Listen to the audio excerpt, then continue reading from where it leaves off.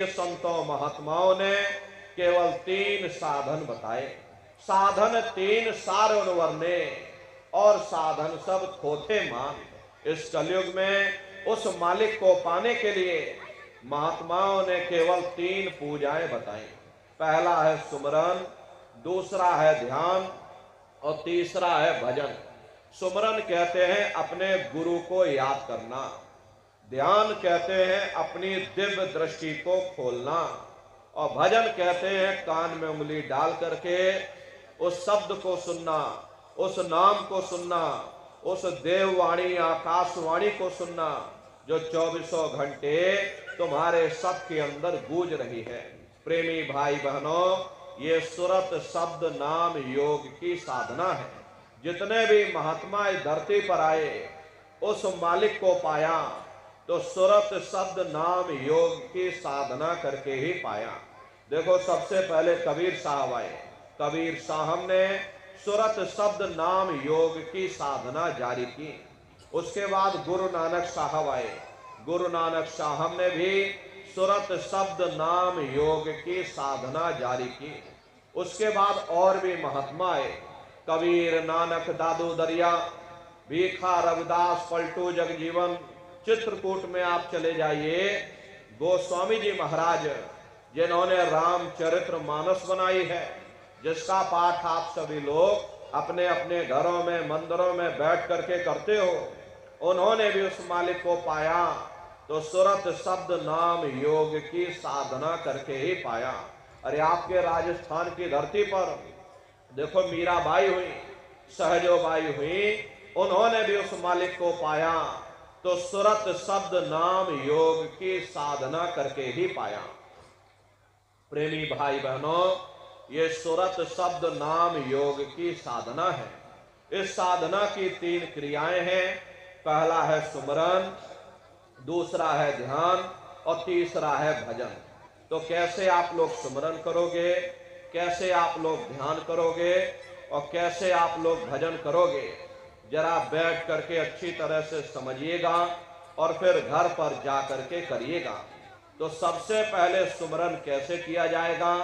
सुमरन करने के लिए एक माला आप लोग ले लेना।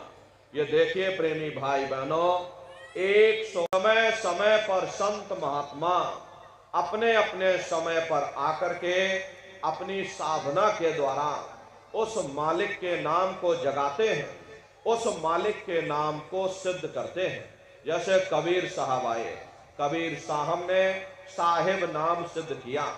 गुरु नानक साहब आए, गुरु नानक साहब ने वाह गुरु नाम सिद्ध किया। गोस्वामी जी महाराज आए, गोस्वामी जी महाराज ने राम नाम सिद्ध किया। मीराबाई आई, मीराबाई ने गिरधर नाम सिद्ध किया। सूरदास जी महाराज आए तो सूरदास जी महाराज ने श्याम नाम सिद्ध किया। इसी तरह से हमारे गुरु महाराज जय गुरुदेव नाम सिद्ध करके गए। जय गुरुदेव नाम का जहाज लगाकर गए। अगर इस जहाज पर सारी दुनिया बैठेगी, ये जहाज सारी दुनिया को पार करेगा।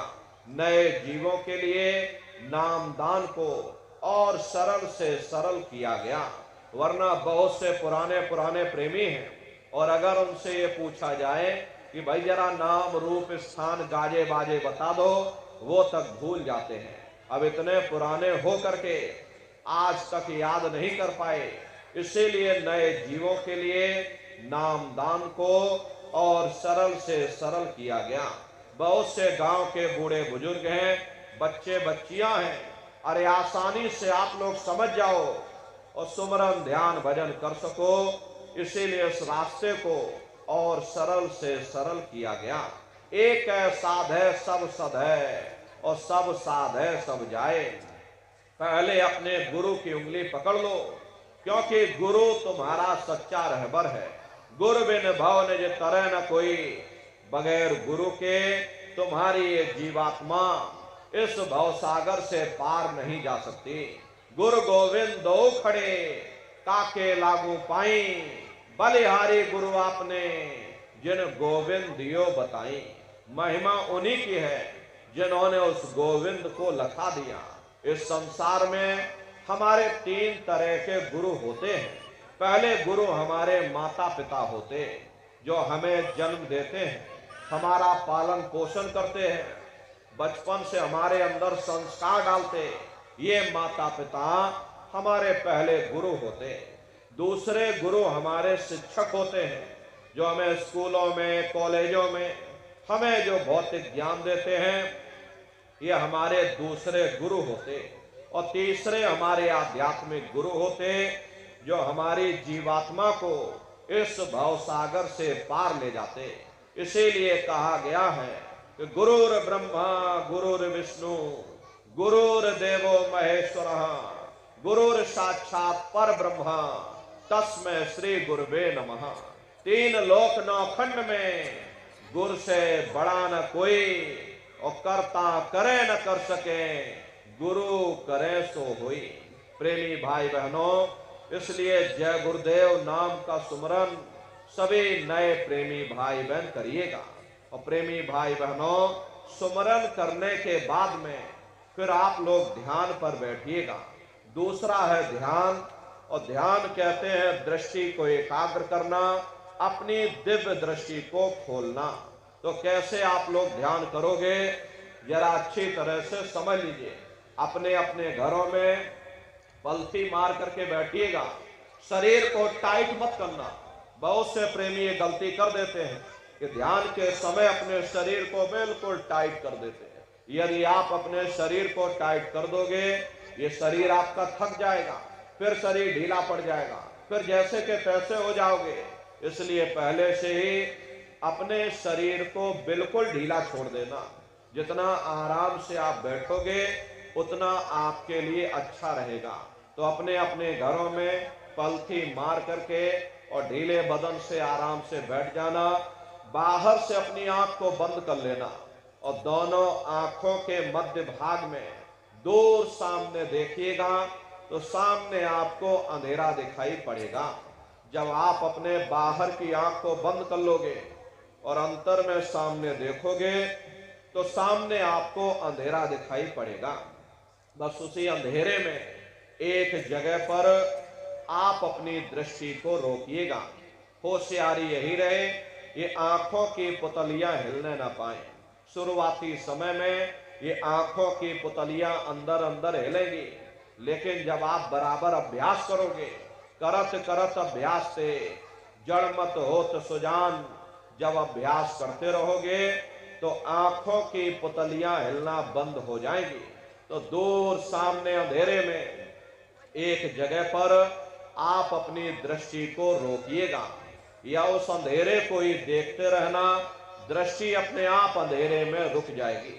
उस समय किसी के बारे में सोचना नहीं, किसी के बारे में विचार मत करिएगा।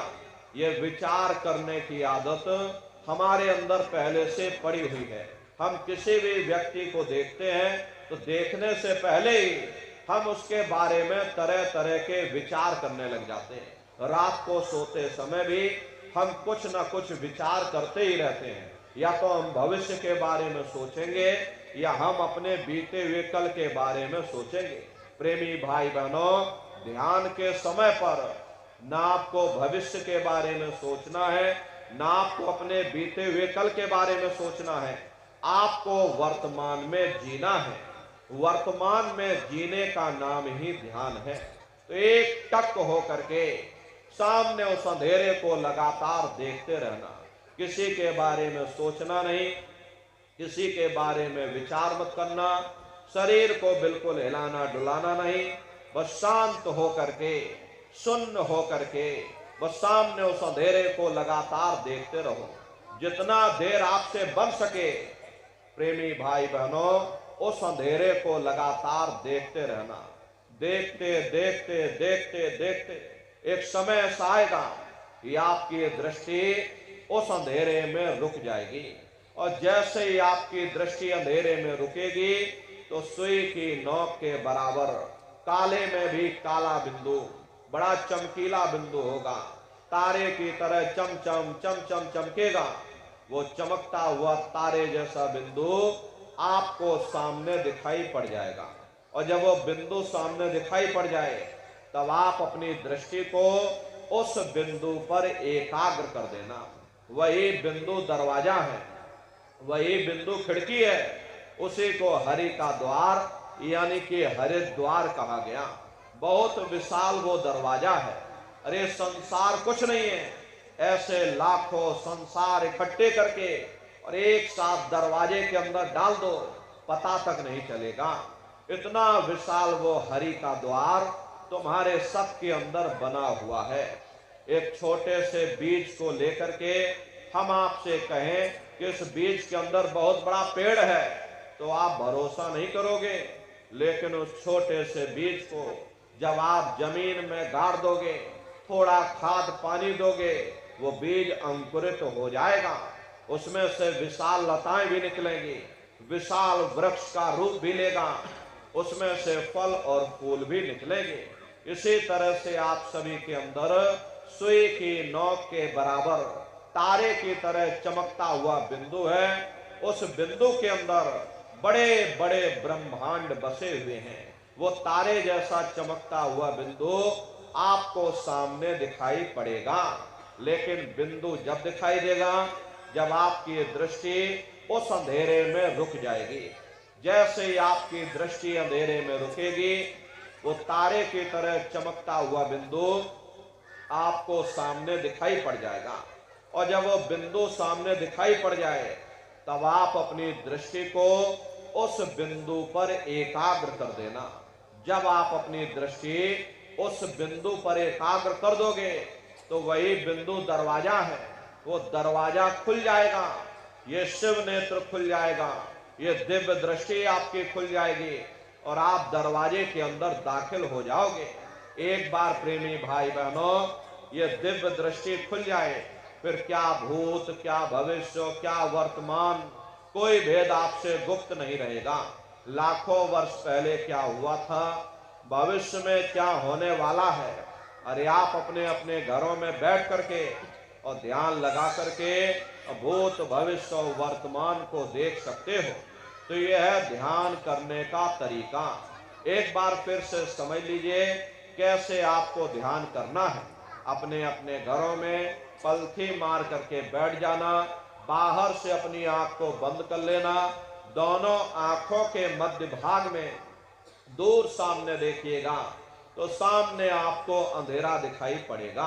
बस उसी अंधेरे में एक जगह पर आप अपनी दृष्टि को रोकिएगा या उस अंधेरे को लगातार देखते रहना। दृष्टि अपने आप अंधेरे में रुक जाएगी। उस समय किसी के बारे में सोचना नहीं, किसी के बारे में विचार मत करना, शरीर को बिल्कुल हिलाना डुलाना नहीं, बस सुन्न होकर के सामने उस अंधेरे को लगातार देखते रहो। देखते देखते देखते देखते एक समय ऐसा आएगा कि आपकी दृष्टि अंधेरे में रुक जाएगी। और जैसे ही आपकी दृष्टि अंधेरे में रुकेगी, तो सुई की नोक के बराबर तारे की तरह चमकता हुआ बिंदु आपको सामने अंधेरे में दिखाई पड़ेगा। और जब वो चमकता हुआ बिंदु सामने दिखाई पड़ जाए, तब आप अपनी दृष्टि को उस बिंदु पर एकाग्र कर देना। जब आप अपनी दृष्टि उस बिंदु पर टिका दोगे, तो वही बिंदु दरवाजा है। वो दरवाजा खुल जाएगा, ये शिव नेत्र खुल जाएगा, ये दिव्य दृष्टि आपकी खुल जाएगी और आप दरवाजे के अंदर दाखिल हो जाओगे। तो प्रेमी भाई बहनों, ये है ध्यान करने का तरीका। और तीसरा है भजन। गाने बजाने का नाम भजन नहीं है। नाच गाना ढोल मजीरा, अरे इसका नाम भजन नहीं है। भजन कहते हो शब्द को सुनना, उस नाम को सुनना, उस देववाणी आकाशवाणी को सुनना जो 24 घंटे तुम्हारे सबके अंदर गूंज रही है। तो कैसे भजन करोगे, जरा अच्छी तरह से समझ लीजिए। ये दोनों उंगली कानों में डाल करके ये कानों को बंद कर लेना। कान इसीलिए बंद किए जाते हैं ताकि बाहर की कोई आवाज हमको सुनाई न पड़े। अपनी सुविधा से बैठिएगा। कुर्सी पर चाहे कुर्सी पर बैठ जाओ, सोफे पर चाहे सोफे पर बैठ जाना, या कोई तकिया इस तरह से रख लेना और दोनों कोहनी यहाँ रख करके ये दोनों उंगली कानों में डाल करके ये कानों को बंद कर लेना। बहुत सी हमारी माताएं बहनें हैं, बूढ़े बुजुर्ग हैं, अरे भाई आपके घुटनों में दर्द होता होगा या रीढ़ की हड्डी में दर्द होता होगा और आप बैठ करके भजन नहीं कर पाते हो, तो आप लेट करके भजन करिएगा। ऐसे सीधे लेट जाना और लेटे लेटे आंख और कान को बंद कर लेना। मतलब तो आंख और कान को बंद करना है, चाहे आप लेट करके करो या चाहे आप बैठ करके करो। यही कहा गया है कि भाई आंख कान मुख बंद कराओ, अनहद झिंगा शब्द सुनाओ। यानी पहले अपनी आंख को बंद करो, अपने मुख को बंद करो, दोनों उंगली कानों में डाल करके ये कानों को जरा बंद कर लो और ऊंचे से ऊंचा ध्यान दे करके उस आवाज को सुनने की कोशिश करो। प्रेमी भाई बहनों, जब आप अपने कानों को बंद करके और अंतर में गौर से सुनोगे तो आपको ऐसा अनुभव होगा कि कहीं सीटी जैसी आवाज हमारे कानों में बज रही। टी, इस तरह से सीटी जैसी आवाज शुरू में आप सभी को सुनाई पड़ेगी। शाम को अपने अपने घरों में जाकर बैठिएगा, ये कानों को जरा बंद कर लेना और गौर से सुनिएगा, तो सीटी जैसी आवाज आप सभी को सुनाई पड़ेगी। करना कुछ नहीं है, लेटे हो चाहे बैठे हो, बस आप उस आवाज को सुनते रहना और सुनते सुनते उसी में लीन हो जाओ। जब आप उसमें लीन हो जाओगे तो कुछ समय बाद में दोबारा आपको अनुभव होगा कि कहीं बड़ी दूर से एक महीन आवाज, घंटे और शंख की आवाज हमारे कानों में बज रही। जैसे मंदिरों में घंटियां बजती हैं, टन टन टन टन, तो बाहर तो आपने नकल किया। अरे महात्माओं ने कहा था ये शरीर तुम्हारा सच्चा हरि मंदिर है, इसे हरि मंदिर के अंदर 24 घंटे वो घंटे और शंख की आवाज गूंज रही है। उसी घंटे शंख की आवाज को महात्माओं ने शब्द कहा। अरे आपके धर्म पुस्तकों में लिखा है, पोते पढ़ पढ़ जग मुआ और पंडित भया न कोई, 2.5 अक्षर प्रेम का पढ़े सो पंडित हुई। दुनिया वाले कहते हैं कि 2.5 अक्षर का मतलब प्रेम है। अरे प्रेम नहीं है, प्रेम में तो मात्रा लगी हुई। यहाँ पर जिस 2.5 अक्षर का वर्णन उन महात्माओं ने किया था वो है शब्द सा आदा बा और दा। उसे शब्द को महात्माओं ने नाम कहा। कल युग जोग न जग न ज्ञाना, एक आधार नाम गुण गाना। कलयुग में न योग है न यज्ञ है न ये ज्ञान है, तो कलयुग में क्या है? कलयुग केवल नाम आधारा और सुमेर सुमेर नर उतर ही पारा। कलयुग में केवल नाम का आधार है। यही मीराबाई ने कहा कि पायो जी मैंने नाम रतन धन पायो, वस्तु अमोलक दे मेरे सतगुरु और कृपा कर अपनायो। पायो जी मैंने नाम रतन धन पायो। उसी घंटे शंख की आवाज को महात्माओं ने शब्द या नाम कहा। उसी घंटे शंख की आवाज को ईसा मसीह साहब ने वर्ड या लागस कहकर याद किया। उसी घंटे शंख की आवाज को गुरु नानक साहब ने अनहद वाणी कहकर याद किया। चीन में जो महात्मा हुए उन्होंने इसको ताओ कहकर याद किया। मुसलमान फकीरों ने इसे कलमा कहकर याद किया। हिंदू महात्माओं ने इसे देववाणी आकाशवाणी कहकर याद किया। उन अलग अलग महात्माओं ने अपनी अपनी भाषा में हम लोगों को समझाने की कोशिश की कि भाई वो घंटे शंख की आवाज तुम्हारे सबके अंदर गूंज रही है, वो आपको सुनाई पड़ेगी। लेकिन शुरुआती समय में आपको ऐसा मालूम पड़ेगा कि कहीं बड़ी दूर पर घंटियां बज रही, टन टन टन टन, लेकिन सुनाई हरेक को पड़ेगी। प्रेमी भाई बहनों, जब घंटे और शंख की आवाज आपको अपने अंदर सुनाई पड़ने लग जाए, तब आप उस आवाज को पकड़ लेना, उसको आप सुनने लग जाना। जब आप उसको सुनने लग जाओगे तो वो आवाज धीरे धीरे बढ़ना शुरू होगी और बढ़ते बढ़ते इस कदर बढ़ेगी कि आपके रोम रोम में घंटे और शंख की आवाज गूंजने लग जाएगी। बड़ी घनघोर आवाज होती है, बड़ी मधुर वो आवाज होती है। ये दुनिया भर के गाने आप लोग बाहर सुनते हो, उस संगीत के सामने ये दुनिया के संगीत कुछ नहीं है। जब आप उस संगीत को सुनोगे, इतना भारी आनंद आपके ऊपर छा जाएगा, इतनी खुशी आपको होगी, अरे ऐसा नशा आपके ऊपर चढ़ जाएगा कि आप सारी दुनिया को भूल जाओगे। शंकर भगवान को वही नशा चढ़ा था। शंकर भगवान कोई गांजा भांग नहीं पीते थे। ये तो हमने आपने शंकर भगवान को भी बदनाम कर दिया कि शंकर भगवान गांजा भांग पीते थे, तो चलो हम भी गांजा भांग खींचेंगे, और सब के सब गजेड़ी भगेड़ी हो गए। प्रेमी भाई बहनों, शंकर भगवान ने कभी गांजा भांग नहीं पिया। शंकर भगवान जिस नशे में लीन रहते थे, वो नाम का नशा था, वो ध्यान का नशा था, वो भक्ति का नशा था।